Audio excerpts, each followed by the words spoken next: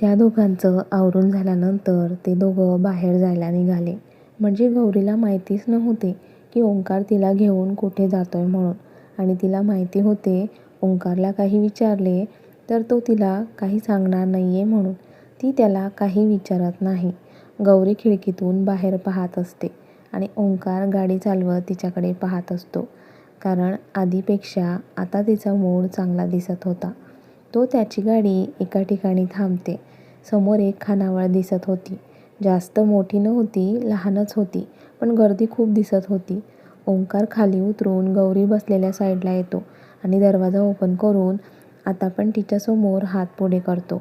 तशी ती पण किंचित स्माईल करत त्याच्या हातात हात देत खाली उतरते. तो तिला घेऊन त्या खानावळच्या आत येतो आणि एका रूममध्ये येऊन जातो. ती रूम खूप लहान होती. ओंकारला तिथे बघून काका आणि मावशींना खूप आनंद होतो. ते आनंदाने ओंकारजवळ येतात. ओंकार त्या दोघांकडे पाहत, काका मावशी, ही माझी बायको गौरी.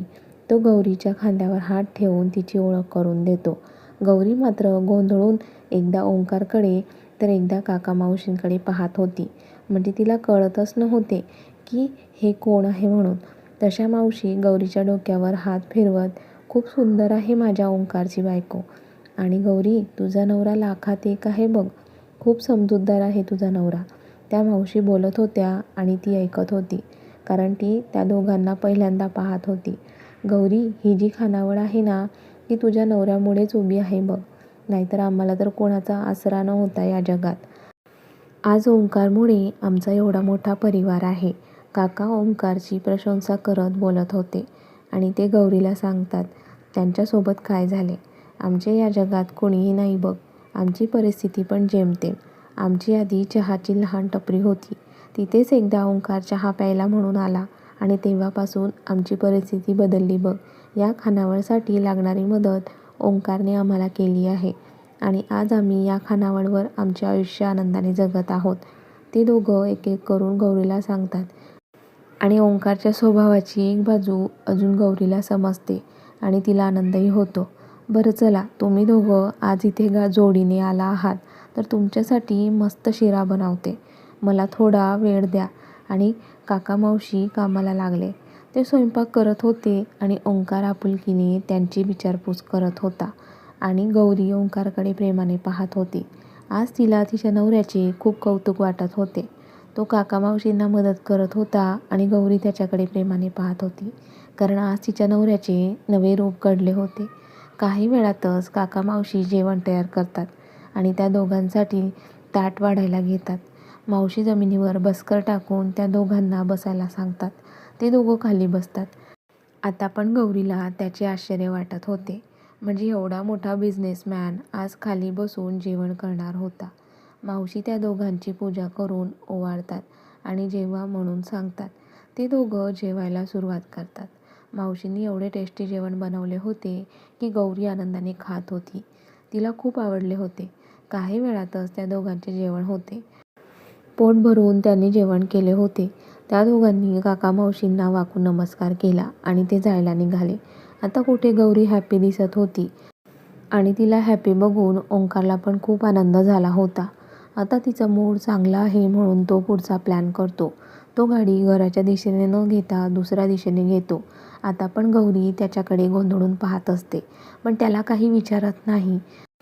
आणि ओंकारचे लक्ष असून तो तिच्याकडे दुर्लक्ष करत असतो. त्याला खरं तर तिला सांगायचे नव्हते की तो तिला घेऊन कुठे जातोय म्हणून. तोच त्यांची गाडी खूप खूप मोठ्या अशा मॉलजवळ येऊन थांबते. तो मोठा मॉल बघून गौरी गोंधळून एकदा ओंकारकडे तर एकदा मॉलकडे पाहत असते. शेवटी न राहून ती त्याला विचारते, ते आपण इथे. ती पुढे बोलणार की तिचा शब्द तोडत, बायको, मॉलमध्ये काय येतात हे तुला चांगलेच माहिती आहे. आणि तो गाडी पार्क करतो आणि खाली उतरतो. तिच्या बाजूने एक दरवाजा ओपन करून तिच्यासमोर हात पुढे करतो. ती पण त्याच्या हातात हात देते आणि खाली उतरते. तिचा हात हातात पकडून ओंकार पुढे आणि ती त्याच्या मागे चालत जात मॉलच्या आत येतात. ती चालत असताना, अहो, माझ्याकडे कपडे आहेत, मला खरंच काही घ्यायचे नाही. तो चालत असताना थांबतो आणि वळून तिच्याकडे पाहत, बायको, इथे जगातील बायका त्यांच्या नवऱ्याच्या मागे लागतात. मला हे घेऊन द्या, मला ते घेऊन द्या. त्यातील ठराविक नवरे घेऊन देतात, तर ठराविक नाही घेऊन देत. पण तुझा नवरा तुला स्वतःवरून घेऊन देतोय, तर तू का नाही म्हणते? आता काहीही बोलायचे नाही आणि तुला जे आवडेल ते घ्यायचे. पैशांचा विचार करायचा नाही. आणि हो, मी पण माझ्या आवडीचे काही कपडे तुझ्यासाठी घेणार आहे. ते पण तू घ्यायचे आणि घालायचे. पण आता तिच्या नवऱ्याने सांगितले आहे म्हटल्यावर ती काय बोलणार होती ना. ते दोघं आत येतात. ओंकार तिला घेऊन क्लोथ सेक्शनला येतो. गौरी तर पाहतच राहते, कारण ती पहिल्यांदा एवढ्या मोठ्या मॉलमधून कपडे घेणार होती. याआधी तिने कधीच मॉलमधून कपडे घेतले नव्हते. ओंकार तिच्यासाठी काही tops, jeans, long top, shorts, frock असे बरेच वेगवेगळ्या प्रकारचे कपडे घेत होता आणि ती फक्त त्याच्याकडे पाहत होती. त्यानेच तिच्यासाठी एवढे कपडे घेतले की तिला आता काही घ्यायचे नव्हते. अहो, अहो, ती त्याला आवाज देत, अहो, खरंच माझ्याकडे खूप कपडे आहेत. ते तुम्ही. तोच तिचा शब्द तोडत, बायको, आपण बाहेर जातोय म्हणून एवढी शॉपिंग करतोय. तशी ती जोराने ओरडत, काय? कुठे जातोय आपण? तिचा आवाज ऐकून आजूबाजूचे लोक त्या दोघांकडे गोंधळून पाहतात. ओंकार हळूच आवाजात तिच्याशी बोलतो, बायको, काय हे? किती जोरात ओरडून बोलली बघ. सगळे आपल्या दोघांकडे पाहत आहे. ती आजूबाजूला पाहते तर खरंच त्या दोघांकडे लोक पाहत होते. ती ओंकारचा हात पकडून त्याला बाजूला घेऊन येते. बायको, काय करते? हे आपले घर नाही आहे, मॉल आहे. तुला इथे रोमान्स करायचा आहे का? तो तिची मस्करी करत बोलतो. ती त्याचा हात सोडून त्याला फटका मारत, अहो, काय बोलताय ते सोडा तुम्ही. आधी मला सांगा, आपण कुठे जातोय आणि असे कसे जातोय? म्हणजे आई, चिराग आणि दिव्या गावी आहेत. ती त्याला प्रश्न विचारत होती आणि ओंकार स्माईल करत तिच्याकडे पाहत असतो. अहो, काय हे? तुम्ही फक्त स्माईल करत राहणार आहात का? काही बोलणार नाही का? हो हो, बोलतो ना. पण तू बोलू देशील तेव्हा बोलेल ना मी. बोला. ते खरं तर तुझ्यासाठी सरप्राईज होते. पण आता तू एवढा फोर्स करते तर तुला सांगावेच लागेल. आणि तो तिला जवळ ओढून तिच्या डोळ्यात डोळे घालून बोलतो, ते आपण दोघं अलिबागला जातोय. अलिबागला? पण का?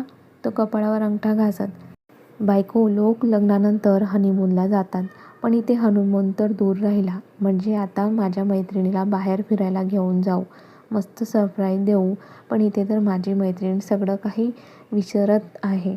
विचारा मी. तो नौटंकी करत बोलतो, पुरे झाली नौटंकी. तुला कपडे घ्यायचे आहे ना? आणि ती त्याचा हात पकडून त्याला क्लोथ सेक्शनला घेऊन येते. तिने असा हात पकडल्यामुळे ओंकार मनातच म्हणतो, प्रगती आहे बायको. तिच्यासाठी त्याने बरेच कपडे घेतले होते. आता तो त्याच्यासाठी पण कपडे घेतो. शॉपिंग झाल्यानंतर ते घरी जायला निघतात. शॉपिंगमध्ये बराच वेळ त्यांचा जातो, म्हणून ते घरी जाताना पार्सल घेऊन जातात. घरी पोहोचताच फ्रेश होतात आणि जेवण करतात. जेवण झाल्यानंतर त्यांची बॅग भरायला घेतात. बॅग पॅक झाल्यानंतर ते बेडवर आडवे होतात. पडल्या पडल्या ते दोघं झोपेच्या स्वाधीन होतात, कारण त्यांना उद्या सकाळी लवकर जे उठायचे होते. सकाळी सकाळी ते दोघं लवकर उठतात आणि त्यांचं आवरून अलिबागला जायला निघतात. ते दोघं गणपती बाप्पाचे नाव घेऊन प्रवासाला सुरुवात करतात. सकाळी लवकर निघाल्यामुळे जास्त गर्दी पण नव्हती आणि मेन म्हणजे सुट्टीचा दिवस सोडून ऑड दिवशी निघाल्यामुळे ट्रॅफिक अजिबात नव्हती.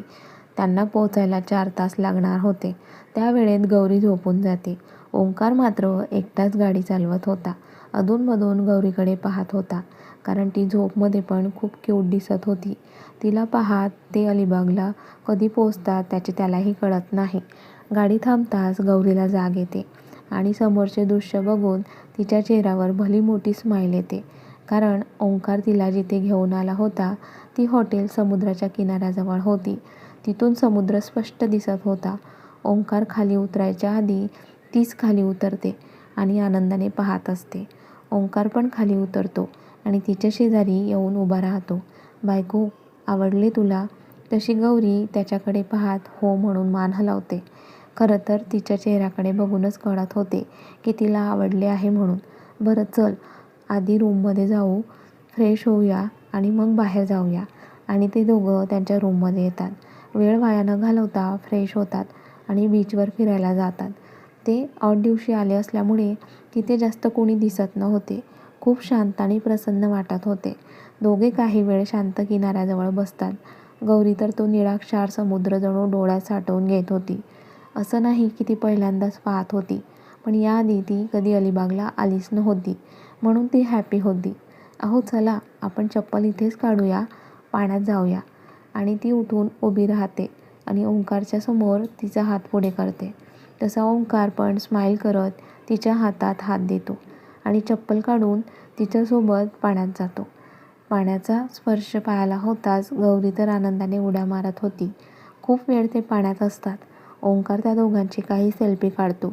फ्रेंड्स झाल्यामुळे एवढी मोकळीक त्यांच्यामध्ये आली होती. बरेच पाणी खेळून झाल्यानंतर त्यांना भूक लागली आणि ते लंचसाठी हॉटेलला आले. त्यांच्या आवडीचे जेवण ऑर्डर केले. त्यांचे जेवण येताच त्यांनी पोट भरून जेवण केले आणि ते रूमला आले. आजचा प्रवास त्याच बराच वेळ पाण्यात मस्ती करून चांगलेच थकले होते. गौरी तर फ्रेश होऊन बेडवर आडवी झाली आणि पडल्या पडल्या तिला झोप लागली. ओंकार मात्र रोहनसोबत एका क्लायंटबद्दल बोलत होता. त्याचे बोलून झाले आणि तो रूममध्ये आला तर मॅडम हातपाय पसरून झोपल्या होत्या. तो पण तिच्या शेजारी आडवा झाला. तिच्याकडे खूप प्रेमाने पाहत त्याने तिच्या कपाळावर किस केले. बायको, तुला असेच हॅपी बघायचे आहे. तुझ्या या चेहऱ्यावर नेहमी स्माईल बघायची आहे. तू नाराज झालेली, रडलेली नाही आवडत मला. मी माझ्या परीने माझ्या या क्यूट बायकोला आनंदी ठेवायचा नक्कीच प्रयत्न करेल. आणि तो तिला जवळ ओढून मिठीत घेतो आणि झोपेच्या स्वाधीन होतो. बघूया दुसऱ्या दिवशी ओंकार गौरीला काय सरप्राईज देतो आणि ते गौरीला आवडते का.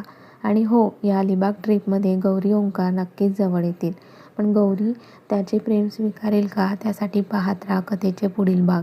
आणि कथेचा हा भाग कसा वाटला कमेंट्स करून नक्की कळवा. आणि व्हिडिओला लाईक करा, जास्तीत जास्त शेअर करा आणि आठवणीने हाईप पण करा. आणि तुमच्या सगळ्यांच्या आवडत्या लाईफ मराठी स्टोरीज चॅनलला सबस्क्राईब पण करा. धन्यवाद.